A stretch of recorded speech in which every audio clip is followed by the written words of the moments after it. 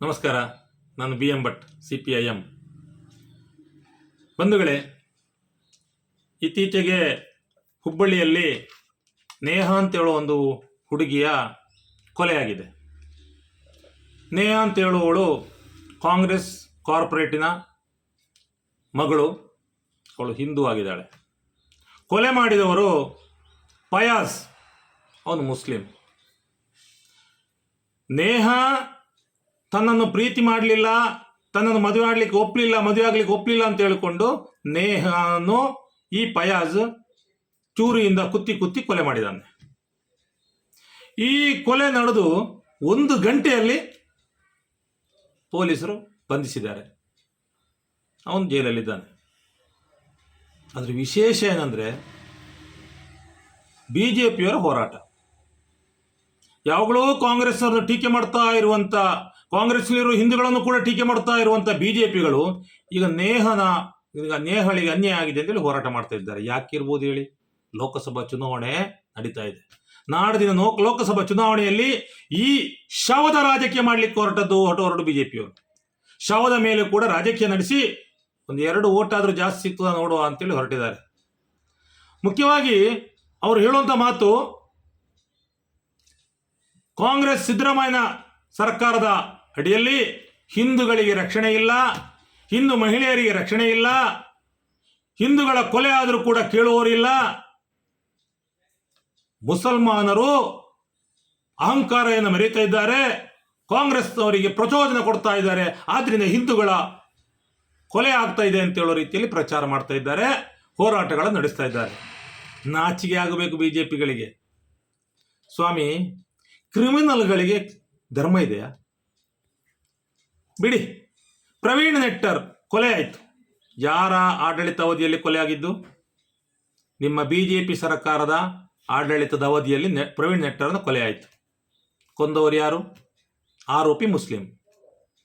ಶಿವಮೊಗ್ಗದಲ್ಲಿ ಹರ್ಷ ಅಂತ ಹೇಳುವನ ಕೊಲೆ ಆಯಿತು. ನಿಮ್ಮದೇ ಸರ್ಕಾರ ಆಡಳಿತ ನಡೆಸ್ತಾ ಇತ್ತು. ಕೊಂದವರು ಯಾರು? ಒಬ್ಬ ಮುಸ್ಲಿಂ ಆರೋಪಿ. ಅಂದರೆ ನಿಮ್ಮ ಆಡಳಿತ ಕಾಲದಲ್ಲಿ ನೀವು ಉತ್ತೇಜನ ಕೊಟ್ಟಿದ್ದೀರಾ ಕೊಲೆ ಮಾಡಲಿಕ್ಕೆ? ಸ್ವಾಮಿ, ಕ್ರಿಮಿನಲ್ಗಳಿಗೆ ಧರ್ಮ ಇಲ್ಲ. ಅವರು ಧರ್ಮೀಯರೇ ಅಲ್ಲ, ಅವರು ಧರ್ಮದ್ರೋಹಿಗಳು.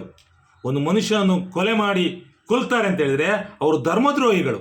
ಅವರನ್ನು ನೀವು ಧರ್ಮ ಅಂತ ಹೇಳ್ತೀರಲ್ಲ. ಇಲ್ಲಿ ದಿನೇಶ್ ಕನ್ಯಾಡಿಯನ್ನು ಕೊಲೆ ಮಾಡಿದ್ದಾನೆ ಒಬ್ಬ. ಯಾರು? ಬಜರಂಗಿ. ನಿಮ್ಮ ಬಜರಂಗಿ ಕೊಲೆ ಮಾಡಿದ್ದು. ಯಾರಾದರೂ ಹಿಂದೂಗಳೆಲ್ಲ ಕೊಲೆಗಾರರು ಅಂತೇಳಿ ಹೇಳಿದಾರಾ? ದಿನೇಶ್ ಕನ್ಯಾಡಿಯನ್ನು ಕೊಲೆ ಮಾಡಿದವ ಬಜರಂಗಿ ಆದ ಕಾರಣ ನಿಮ್ಮ ಸುದ್ದಿ ಇಲ್ಲ. ಆ ಉಜಿರೆಯಲ್ಲಿ ಒಂದು ಯುವತಿಯನ್ನು ನಿಮ್ಮ ಬಜರಂಗಿಗಳು ಸೇರಿಕೊಂಡು ಪೂರ್ಣ ಬೆತ್ತಲೆ ಮಾಡಿದ್ದಾರೆ ಸಾರ್ವಜನಿಕ ರಸ್ತೆಯಲ್ಲಿ. ಯಾಕೆ? ನಿಮ್ಮ ದಮ್ಮಿಲ್ಲ. ಅಲ್ಲಿ ಮುಸಲ್ಮಾನ ಇರಲಿಲ್ಲ ಅಂತೇಳಿ ತಾನೆ? ಅಂದರೆ ಇವೆಲ್ಲವೂ ಕೂಡ ನಿಮ್ಮ ಆಡಳಿತಾಧಿಕಾರದ ಸಮಯದಲ್ಲಿ ಆಗಿದ್ದು. ಅದಕ್ಕೆ ನಾನು ಹೇಳ್ತಾ ಇರೋದು. ಬಿಡಿ. ಈಗ ನೇಹನ ಕೊಲೆ ಆಗಿದೆ. ಈಗ ಕಾಂಗ್ರೆಸ್ ಸರ್ಕಾರ ಇದೆ, ನೇಹದ ಕೊಲೆ ಆಗಿದೆ. ಅವರು ಅವರ ಕರ್ತವ್ಯವನ್ನು ಪಾಲನೆ ಮಾಡಿದ್ದಾರೆ. ಅರೆಸ್ಟ್ ಆಗಿದೆ. JP ನಡ್ಡಾ ಭೇಟಿ ಕೊಟ್ಟಿದ್ದಾರೆ. ಶಾಸಕರು, BJP ಮುಖಂಡರು ಎಲ್ಲರೂ ಕೂಡ ಅಲ್ಲಿಗೆ ಬರ್ತಾ ಇದ್ದಾರೆ. ಚುನಾವಣೆ ಇಲ್ಲದಿದ್ದರೆ ಬರ್ತಿದ್ರೋ ಇಲ್ಲೋ ಗೊತ್ತಿಲ್ಲ. ಆದರೆ ನೇಹಳ ತಂದೆ ಸ್ಪಷ್ಟವಾಗಿ ಹೇಳಿದ್ದಾರೆ, ನಮಗೆ ಕಾಂಗ್ರೆಸ್ ಸರ್ಕಾರದ ಯಾವ ಅನ್ಯಾಯ ಆಗಲಿಲ್ಲ, ಏನು ಬೇಕು ಆ ಆರೋಪಿಯನ್ನು ಬಂಧಿಸಿದ್ದಾನೆ, CIDಗೆ ಒಪ್ಪಿಸಿದ್ದಾರೆ, ವಿಶೇಷ ನ್ಯಾಯಾಲಯ ಸ್ಥಾಪನೆಯನ್ನು ಭರವಸೆ ಕೊಟ್ಟಿದ್ದಾರೆ. ನನ್ನ ಮಗಳಿಗೆ ಆದ ಅನ್ಯಾಯಕ್ಕೆ ನ್ಯಾಯ ಕೊಡಿಸುವ ಭರವಸೆ ಕಾಂಗ್ರೆಸ್ ಕೊಟ್ಟಿದೆ, ಕಾಂಗ್ರೆಸ್ ಸರ್ಕಾರದ ಮೇಲೆ ನಂಬಿಕೆ ಇದೆ ಅಂತೇಳಿ ಕೊಲೆಗೀಡ ನೇಹಳ ತಂದೆ ಬಹಿರಂಗದ ಸ್ಟೇಟ್ಮೆಂಟ್ ಕೊಟ್ಟಿದ್ದಾರೆ. ಆದರೆ ಮೋದಿಯವರು ಇಲ್ಲಿ ಬಂದು ಹೇಳ್ತಾರೆ, ಬೆಂಗಳೂರಿನಾಗೆ ಬಂದು ಹೇಳ್ತಾರೆ, ಕಾಂಗ್ರೆಸ್ಸಿಗರ ಮೇಲೆ ನಂಬಿಕೆ ಇಡಬೇಡಿ, ನೇಹನಂತ ಹುಡುಗಿಯನ್ನು ಕಡಿದು ಕೊಲ್ತಾರೆ, ಲವ್ ಜಿಹಾದಿಗೆ ಪ್ರೋತ್ಸಾಹ ಕೊಡ್ತಾರೆ. ನರೇಂದ್ರ ಮೋದಿಯವರು ಹೇಳೋದು. ಎಂತ ಮೋದಿಯವರೇ, ನಿಮಗೆ ಆ ನೈತಿಕತೆ ಇದೆಯಾ? ನಿಮ್ಮ ಬಾಯಲ್ಲಿ, ನಿಮ್ಮ ನಾಲಿಗೆ ಅಂತ ಮಾತು ಬರಬಹುದಾ? ನೋಡಿ, ಇವತ್ತಿಗೆ 12 ವರ್ಷ ಆಯಿತು ಸೌಜನ್ಯಳ ಅತ್ಯಾಚಾರ ಕೊಲೆ ನಡೆದು. ನಿಮಗೆ ಗೊತ್ತು, ನಿಮ್ಮದೇ ಸರ್ಕಾರ ಇಲ್ಲಿ ಆಡಳಿತದಲ್ಲಿತ್ತು. DV ಸದಾನಂದ ಗೌಡರು ಮುಖ್ಯಮಂತ್ರಿ ಆಗಿದ್ದರು. ಘಟಾನುಘಟಿಗಳೆಲ್ಲ ಧರ್ಮಸ್ಥಳಕ್ಕೆ ಬಂದಿದ್ದಾರೆ. ಯಡಿಯೂರಪ್ಪ ಬಂದಿದ್ದಾರೆ, ಶೋಭಾ ಕರಂದ್ಲಾಜೆ ಬಂದಿದ್ದಾರೆ, ನಳಿನ್ ಕುಮಾರ್ ಕಟೀಲ್ ಬಂದಿದ್ದಾರೆ, ಡಿ ವಿ ಸದಾನಂದಗೌಡರು ಬಂದಿದ್ದಾರೆ, ಆರ್ ಅಶೋಕ ಬಂದಿದ್ದಾರೆ. ಬಿಡಿ, ನೀವು ಸಹ ಬಂದಿದ್ದೀರಿ. ಆದರೆ ಯಾರು ಕೂಡ ಸೌಜನ್ಯಳ ಮನೆಗೆ ಹೋಗಿ ಸಾಂತ್ವನ ಹೇಳಲಿಲ್ಲ. ನಿಮ್ಮ ರಾಷ್ಟ್ರೀಯ ಅಧ್ಯಕ್ಷರು ಬರಲಿಲ್ಲ. ಆದರೆ ನೇಹನ ಮನೆಗೆ ಈಗ ಯಾಕೆ ಹೋದ್ರಿ ಅಂದರೆ ಈಗ ಚುನಾವಣೆ ನಡೀತಾ ಇದೆ. JP ನಡ್ಡಾ ಕೂಡ ಇಲ್ಲಿಗೆ ಬರಲಿಲ್ಲ. ಅಂದರೆ ಈ 12 ವರ್ಷದಿಂದ ಆಕೆಗೆ ನ್ಯಾಯ ಸಿಗಲಿಲ್ಲ. ಹೋರಾಟ ಮಾಡ್ತಾ ಇದ್ದೇವೆ. ಆದರೆ ಈಗ BJPಗಳು ಪ್ರಚಾರ ಮಾಡ್ತಾ ಇದ್ದಾರೆ. BJPಗೆ ಓಟು ಕಡಿಮೆ ಆಗಲಿಕ್ಕೆ ಕಾಂಗ್ರೆಸ್ನವರಿಂದ ಹಣ ತೆಗೆದುಕೊಂಡು ಸೌಜನ್ಯ ಹೋರಾಟಗಾರರು ಓಟು ಕಡಿಮೆ ಆಗಲಿಕ್ಕೆ ಪ್ರಯತ್ನ ಮಾಡ್ತಾ ಇದ್ದಾರೆ. ನೀಚ BJPಯವರ ಮಾತು ಕೇಳಲಿಕ್ಕೆ ನಾಚಿಕೆ ಆಗ್ತಾ ಇದೆ. ಅತ್ಯಾಚಾರಿಗಳ ದುಡ್ಡಲ್ಲಿ ಬದುಕುವವರು ನೀವು ಸ್ವಾಮಿ.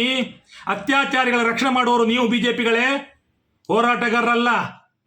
ಹೋರಾಟಗಾರರು ಸೌಜನ್ಯಗೆ ನ್ಯಾಯ ಸಿಗುವಲ್ಲಿವರೆಗೆ ಜೀವದ ಹಂಗು ತೊರೆದು ಹೋರಾಟ ಮಾಡ್ತಾ ಇದ್ದಾರೆ. ಅದನ್ನ ಅರ್ಥ ಮಾಡ್ಕೊಳ್ಳಿ. ನೀವು ನೇಹನಿಗೆ ನ್ಯಾಯ ಕೊಡ್ಲಿಕ್ಕೆ ಹೊರಟ ಇದ್ದೀರಿ ಅಲ್ಲ. ನರೇಂದ್ರ ಮೋದಿಯವರೇ, ನಿಮ್ಮ ಕಣ್ಣೆದುರಲ್ಲಿ ಮಣಿಪುರದಲ್ಲಿ ನೀವು ಬೋಲೋ ಭಾರತ್ ಮಾತಾ ಕಿ ಜೈ ಅಂತ ಹೇಳ್ತೀರಿ. ಅದೇ ಮಾತೆಯನ್ನು ಬೆತ್ತಲೆ ಮಾಡಿ ಮೆರವಣಿಗೆ ನಡೆಸಿ ಸಾಮೂಹಿಕ ಅತ್ಯಾಚಾರ ಮಾಡಿ ಕೊಲೆ ಮಾಡಿದ್ರಲ್ಲ, ಅವರ ಮನೆಗೆ ಹೋದ್ರ? ನಿಮ್ಮ ನಡ್ಡಾ ಹೋದ್ರ? ನೀವೇನಾದ್ರು ಹೇಳಿಕೆ ಕೊಟ್ರ? ಅವರೆಲ್ಲ ನಿಮ್ಮ ಬಜರಂಗಿಗಳು ಸ್ವಾಮಿ. BJPಯ ಅಕ್ಷರ ಕಾರ್ಯಕರ್ತರು. ಅವರು ಈ ಕೆಲಸ ಮಾಡಿದ್ದು. ನಿಮ್ಮ BJP ಸರ್ಕಾರ ಅಲ್ಲಿ ಇರುವುದು. ಆದರೆ ನಿಮ್ಮದು ಖಂಡನೆ ಇಲ್ಲ, ಆ ಸರ್ಕಾರದ ರಕ್ಷಣೆಯೂ ಇಲ್ಲ. ಇದು ಮಣಿಪುರದ ಘಟನೆ. ಬೇಡ ಬಿಡಿ, ನಿಮ್ಮದೇ, ನೀವು ಮುಖ್ಯಮಂತ್ರಿ ಆಗಿದ್ದೀರಿ. ಆವತ್ತು ಗುಜರಾತಲ್ಲಿ ಬಲ್ಕಿಸ್ ಬಾನು ಅಂತ ಹೇಳುವವಳಿಗೆ 11 ಜನ ಸಾಮೂಹಿಕ ಅತ್ಯಾಚಾರ ಮಾಡಿದ್ದಾರೆ. ಅವಳ ಮನೆಯ ಎಲ್ಲರನ್ನೂ ಕೂಡ ಕಡಿದು ಕೊಂದಿದ್ದಾರೆ. ಕೋರ್ಟ್ ಅವರಿಗೆ ಜೈಲು ಶಿಕ್ಷೆ ಕೊಟ್ಟಿದೆ, ಆ 11 ಜನ ಆರೋಪಿಗಳಿಗೂ ಕೂಡ. ನಿಮ್ಮ BJP ಸರ್ಕಾರ ಏನು ಮಾಡಿತ್ತು ಮೋದಿಯವರೇ? ಅವರಿಗೆ ಮಾಫಿ ಕೊಟ್ಟು ಅವರನ್ನು ಬಿಡುಗಡೆ ಮಾಡಿಸಿ, ಅವರನ್ನು ಮಾಲೆ ಹಾಕಿ ಮೆರವಣಿಗೆ ಮಾಡಿಸಿ ಗೌರವ ಮಾಡಿದ್ದು. ಒಂದು ಅತ್ಯಾಚಾರಿಗಳ ಸನ್ಮಾನ ಮಾಡಿ ಗೌರವಿಸುವ ಒಂದು ಪಕ್ಷ ಇದ್ದರೆ, ಆ ಸಂಸ್ಕೃತಿ ಇರುವುದಿದ್ರೆ ಅದು BJPಗೆ ಮಾತ್ರ. ಅತ್ಯಾಚಾರಿಗಳನ್ನು ಗೌರವಿಸುವ ಸಂಸ್ಕೃತಿ BJPಗರೇ. ನಿಮಗೆ ನೇಹನ ಮನೆಗೆ ಹೋಗುವ ಯೋಗ್ಯತೆ ಉಂಟಾ? ನೇಹನ ಮನೆಯ ಬಗ್ಗೆ ನೇಹಳ ಬಗ್ಗೆ ಮಾತಾಡೋ ನೈತಿಕತೆ ಉಂಟಾ? ಹೇಳಿ ನರೇಂದ್ರ ಮೋದಿಯವರೇ. ಇದರ ಹಿಂದೆ ಈಗ ನೇಹನ ಕೊಲೆಗಟ್ಟಿಗ ಫಯಾಜಿಗೆ ಅತ್ಯಂತ ಕಠಿಣವಾದ ಶಿಕ್ಷೆ ಆಗಬೇಕು, ಅದು ನಮ್ಮೆಲ್ಲರ ಆಶಯ. ಅವನ ಶಿಕ್ಷೆ ಆಗೋದಕ್ಕೆ ನಮ್ಮ ಯಾರ ಆಕ್ಷೇಪವೂ ಇಲ್ಲ, ಆಗಲೇಬೇಕು. ಯಾಕಂದ್ರೆ ನೇಹಗಳಿಗೆ ಬೇರೆ ಅವಳಿಗೆ ಜೀವ ತಂದು ಕೊಡ್ಲಿಕ್ಕೆ ಆಗುದಿಲ್ಲ. ಹಾಗಿರುವಾಗ ಅವನಿಗೆ ಯಾಕೆ ಬದುಕಬೇಕಿನ್ನು? ಅದು ಸರಿ. ಅದೇ ರೀತಿ ರುಕ್ಸಾನ, ತುಮಕೂರಿನ ರುಕ್ಸಾನ ಗರ್ಭಿಣಿಯಾಗಿ ಆ ಮಗುವನ್ನು ಕೊಟ್ಟು ಅವಳನ್ನು ಕೊಲೆ ಮಾಡಿದಲ್ಲ ಪ್ರದೀಪ ನಾಯಕ, ಯಾಕೆ ಹೋರಾಟ ಮಾಡಲಿಲ್ಲ ನೀವು? ಅದು ಹುಡುಗಿ ಮುಸ್ಲಿಂ, ಹುಡುಗ ಹಿಂದೂ ಅಂತಲೇ ಹೇಳಿಯಾ? ಬಿಡಿ. ಉಡುಪಿಯಲ್ಲಿ 4 ಕೊಲೆ ಮಾಡಿದ್ರಲ್ಲ, ಅಪ್ನಾನ್, ಅವಳ ತಾಯಿ, ಅವಳ ತಂಗಿ, ಅವಳ ತಮ್ಮನೆಲ್ಲ 4 ಜನರನ್ನು ಕೊಂದಲ್ಲ. ಯಾರು? ಪ್ರವೀಣ್ ಅರಣು ಚೌಗಾಲೆ ಅಂತ ಹೇಳುವವನು. ಯಾಕೆ ಬಾಯಿ ಮುಚ್ಚಿ ಕೂತಿದ್ದೀರಿ? ಸುದ್ದಿ ಇಲ್ಲ ನಿಮ್ಮದು. ಅಂದರೆ ನಿಮಗೆ ಶವದ ಮೇಲೆ ರಾಜಕೀಯ ಮಾಡಲಿಕ್ಕೆ ಮಾತ್ರ ಗೊತ್ತು. ಚುನಾವಣೆ ಬಂದಾಗ ಅದನ್ನು ಬೊಬ್ಬೆ ಹೊಡಿಲಿಕ್ಕೆ ಮಾತ್ರ ಗೊತ್ತು. ಒಂದು ಹೆಣ್ಣುಮಗಳಿಗೆ ಅನ್ಯಾಯ ಆಗಿದೆ, ಕೊಲೆ ಆಗಿದೆ, ಆ 9 ತಿಂಗಳು ಹೊಟ್ಟೆಯಲ್ಲಿ ಹೊತ್ತು ಹೆತ್ತು ಬೆಳೆಸಿದಂಥ ತಾಯಿಗೆ ನೋವಾಗಿದೆ ಅಂತ ಹೇಳೋದು ನಿಮಗೆ ಅರ್ಥ ಆಗೋದಿಲ್ಲಲ್ಲ BJPಯವರೇ? ನಿಮಗೆ ಓಟು ಕೊಡಬೇಕಾ? ನಿಮ್ಮ ನೀಚ ಸಂಸ್ಕೃತಿಗೆ ನಾವು ಬೆಲೆ ಕೊಡಬೇಕಾ? ನಿಮ್ಮನ್ನು ಸೋಲಿಸ ಇದ್ದರೆ ಈ ದೇಶ ಉಳಿದಿತ್ತ ಅಂತ ಹೇಳೋದನ್ನು ಅರ್ಥ ಮಾಡ್ಕೊಳ್ಬೇಕು ನಾವು. ಅಷ್ಟು ಮಾತ್ರ ಅಲ್ಲ, ಈ ಜಗತ್ತಿನಲ್ಲಿ ದೇಶಕ್ಕೆ ಕೀರ್ತಿ ತಂದಂಥ ಕ್ರೀಡಾಪಟು, ಮಹಿಳಾ ಕ್ರೀಡಾಪಟುಗಳಿಗೆ ನಿಮ್ಮದೇ ಲೋಕಸಭೆ MP, BJP MP ಬ್ರಿಜ್ಭೂಷಣ್ ಲೈಂಗಿಕ ಕಿರುಗಳ ಕೊಡ್ತಿದ್ದಾನೆ, ಮಂಚಕ್ಕೆ ಕರಿತಾ ಇದೆ ಅಂತೇಳಿ ಆರೋಪ ಮಾಡಿದಂಥ ಆ ಮಹಿಳೆಗೆ ನೀವು ರಕ್ಷಣೆ ಕೊಟ್ರ ನರೇಂದ್ರ ಮೋದಿಯವರೇ? ಅವಳಿಗೆ ನ್ಯಾಯ ಕೊಟ್ರ? ನೀವು ಮಾಡಿದ್ದೇನು? ಅತ್ಯಾಚಾರಿ ಬ್ರಿಜ್ಭೂಷಣನನ್ನು ರಕ್ಷಣೆ ಮಾಡಿತು. ಆ ಅತ್ಯಾಚಾರಿ ಬ್ರಿಜ್ಭೂಷಣ ಪರವಾಗಿ ನಿಂತ ನರೇಂದ್ರ ಮೋದಿಯವರೇ, ನಿಮಗೆ ನೇಹನ ಬಗ್ಗೆ ಮಾತಾಡಲಿಕ್ಕೆ ನೈತಿಕತೆ ಇದೆಯಾ? ಈಗ ತಾಯಂದಿರ ಓಟನ್ನು ಯಾವ ಮುಖದ ಇಟ್ಕೊಂಡು ಕೇಳ್ತಾ ಇದ್ದೀರಿ ನೀವು? ನಮ್ಮ ಮನೆಯಲ್ಲಿ, ಎಲ್ಲರ ಮನೆಯಲ್ಲಿ ಕೂಡ, ಈ ದೇಶದ ಭಾರತೀಯರ ಮನೆಯಲ್ಲಿ ಹೆಣ್ಮಕ್ಳಿದ್ದಾರೆ. ನಿಮ್ಮನ್ನು ಹೇಗೆ ನಂಬೋದು? ನೀವು ಬೆತ್ತಲೆ ಮಾಡಿ ಮೆರವಣಿಗೆ ಮಾಡ್ತೀರಿ, ಅತ್ಯಾಚಾರಿಗಳನ್ನು ಲೋಕಸಭೆಯಲ್ಲಿ ಕೂತ್ಕೊಳಿಸ್ತೀರಿ. ಹೇಳಿ ನರೇಂದ್ರ ಮೋದಿಯವರೇ, ಇದರ ಬಗ್ಗೆ ನಾವು ಯೋಚನೆ ಮಾಡಬೇಕಾಗಿದೆ. ಬಿಡಿ, ನಮ್ಮ ಪುತ್ತೂರಿನಲ್ಲಿ ಗೌರಿ ಅಂತ ಹೇಳೋಳ ಕೊಲೆ ಆಯಿತು, ಪದ್ಮರಾಜ್ ಅಂತ ಹೇಳೋ ಕೊಲೆ ಮಾಡಿದ. BJPಯವರು ಸುದ್ದಿಲ್ಲ. 2 ಹಿಂದೂಗಳಲ್ವಾ? ಅಂದರೆ ಇವರಿಗೆ ಜೀವದ ಮೇಲೆ ಗೌರವ ಇಲ್ಲ. ಒಟ್ಟಾರೆ ರಾಜಕೀಯ ಮಾಡುವಂಥ ಈ ಹೇಯ ಕೃತ್ಯಕ್ಕೆ ಇಳಿದಂಥವ್ರು ನೀವು. ನಿಮ್ಮನ್ನು ಎಷ್ಟು ಮಾತ್ರ ಕೂಡ ಈ ಸತಿ ಗೆಲ್ಲಿಸಲಿಕ್ಕೆ ಜನ ಬಿಡುವುದಿಲ್ಲ. ನೀವು ಸೋಲ್ಲೇಬೇಕು. ನೀವು ಸೋಲ್ಲೇಬೇಕಾದವರು. ಈ ದೇಶದ ರಕ್ಷಣೆ ಮಾಡಬೇಕಾಗಿದೆ, ಭಾರತೀಯ ರಕ್ಷಣೆ ಮಾಡಬೇಕಾಗಿದೆ. ಭಗತ್ ಸಿಂಗಿನಂಥ ವೀರಾದಿ ವೀರರು ಹುಟ್ಟಿ ಬೆಳೆದಂಥ ಊರಿದು, ಮಹಾತ್ಮ ಗಾಂಧಿಯ ಊರಿದು, ಡಾಕ್ಟರ್ BR ಅಂಬೇಡ್ಕರ್ ಅವರು ಊರಿದು. ಅವರೆಲ್ಲ ನಮ್ಮ ಹಿರಿಯರು. ಅವರೆಲ್ಲ ಕಟ್ಟಿ ಬೆಳೆಸಿದ ಈ ಭಾರತವನ್ನು ನಿಮ್ಮ ಕೈಗೆ ಕೊಟ್ಟು ಕೆಟ್ಟರು ಭಾರತೀಯರು. ಇನ್ನು ಕೊಡೋದಿಲ್ಲ. ಈ ಸಾರಿ BJPಯನ್ನು ಹೆಸರಿಲ್ಲದ ರೀತಿಯಲ್ಲಿ ಸೋಲಿಸ್ತಾರೆ ಅಂತೇಳುವ ವಿಶ್ವಾಸ ನಮ್ಮೆಲ್ಲರಿಗೂ ಕೂಡ ಭಾರತೀಯರಿಗಿದೆ. ನೀವು ಹೇಳಿದಾಗೆ ನಿಮ್ಮ ಸುಳ್ಳು ಬುರುಡೆಗಳನ್ನು ಕೇಳಲಿಕ್ಕೆ ಈ ಭಾರತ ದೇಶ ಮಣ್ಣಲ್ಲಿ ಹುಟ್ಟಿದಂಥ, ಭಾರತ ಮಣ್ಣಲ್ಲಿ ಹುಟ್ಟಿದಂಥ ಯಾವ ಭಾರತೀಯನ್ನು ಮೂರ್ಖರಲ್ಲ, ತಿಳ್ಕೊಳ್ಳಿ. ನಮಸ್ಕಾರ.